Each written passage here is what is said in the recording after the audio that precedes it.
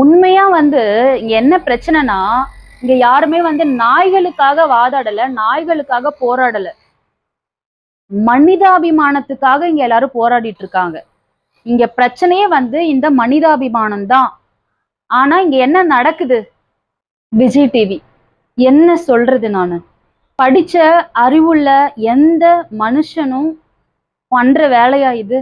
இப்படி ஒரு விஷயமாடா நம்ம வந்து நமக்கு ஒரு அத்தாரிட்டி இருக்குன்றதுனால மக்கள் கிட்ட இப்படி ஒரு விஷயத்தையா நம்ம பரப்புவோம்? மனசாட்சி வேண்டாம்? நம்ம வாய் இருக்கு பேசணுன்றதுக்காக நம்ம என்ன வேணாலும் பரப்பி விடலாம்.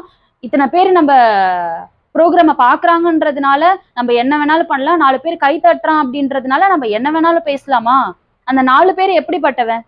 விலங்குகள்னா என்னன்னு தெரியாது, அவங்க அருமை தெரியாது, அவங்க வாழ்க்கை முறை தெரியாத சில பேர் வந்து அதுக்கு கை தட்டுறாங்கன்றதுக்காக நீங்க பேசுறது வந்து நியாயமாயிடுமா?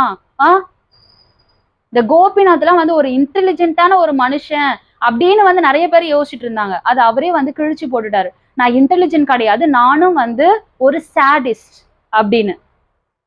மத்த உயிர்களை பத்தி கவலைப்படாத நாம எல்லாருமே ஒரு சாடிஸ்ட் தான். கோர்ட்ல இருந்து ஆர்டர் வந்ததுக்கு அப்புறமும் இப்படிப்பட்ட விஷயத்தெல்லாம் நீங்க ஸ்ப்ரெட் பண்றீங்க, இப்படி எல்லாம் வந்து கொலை நடக்குது, நாய்களை வந்து இப்படி சாகடிக்கிறீங்கன்னா இந்த மாதிரியான மனித இனத்தை என்ன சொல்றது? யாராவது ஒருத்தராவது வந்து அந்த கடிக்கிற நாய்களுக்கு வந்து சப்போர்ட் பண்ணாங்களா? அப்படிதாங்க நாய் கடிக்கும், அப்படிதாங்க இருக்கும் அப்படின்னு யாராவது சொன்னாங்களா? அதுக்கான ஒரு ப்ரிவென்ஷன் என்ன, அதுக்கான விஷயத்த நம்ம பண்ணலாம். ஆனா நம்ம இயற்கையை காப்பாத்தணும். மத்த உயிரும் வந்து நம்ம உயிருக்கு சமந்தாங்க.